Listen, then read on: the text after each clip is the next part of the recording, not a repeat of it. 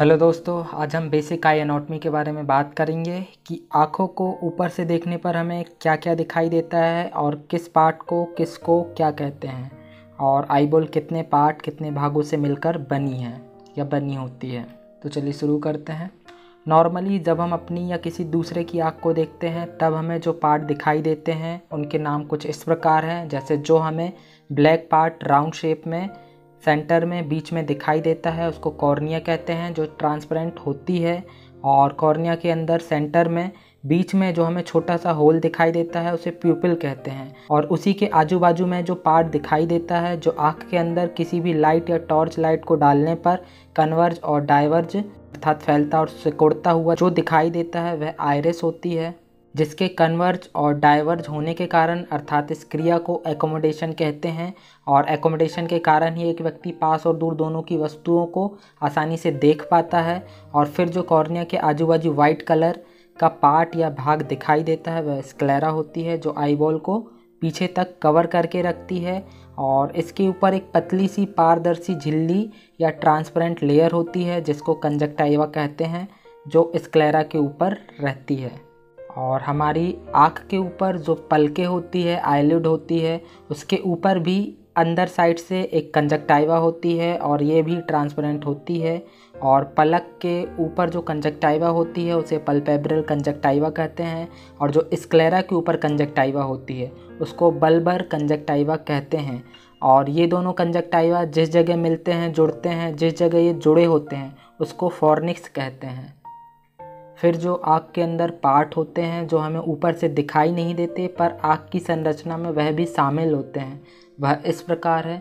जैसे cornea, iris और प्यूपिल के बाद आँख के अंदर लेंस आता है जिसका पूरा नाम क्रिस्टलिन लेंस है, वह कहते हैं, जिसके द्वारा एक व्यक्ति किसी भी वस्तु को आसानी से देख पाता है।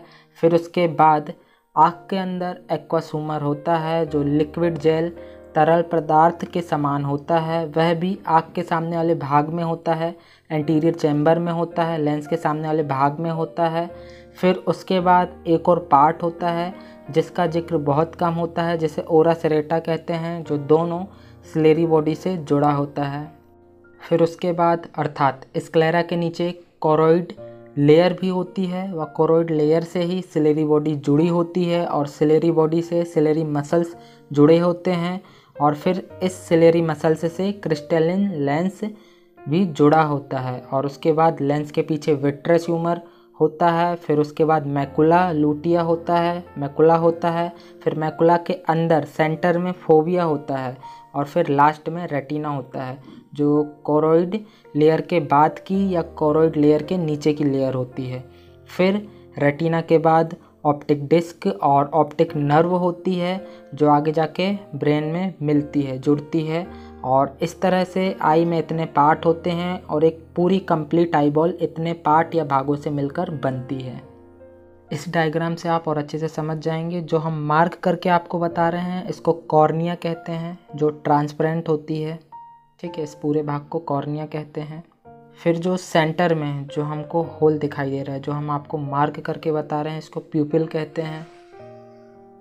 फिर उसके बाद प्यूपिल के चारों तरफ, चारों ओर जो भाग हम मार्क करके आपको दिखा रहे हैं, ये आइरिस होती है, इसको आइरिस कहते हैं।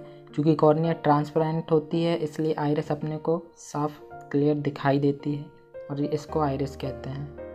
और सेकंड वाले डायग्राम में, इस डायग्राम में आप और अच्छे से समझ जाएंगे कि सामने से और अंदर से साइड के व्यू से कैसा दिखाई देता है। जो अभी हमने आपको मार्क करके बताया, जो पहले और दूसरे वाले चित्र में, इसको कॉर्निया कहते हैं।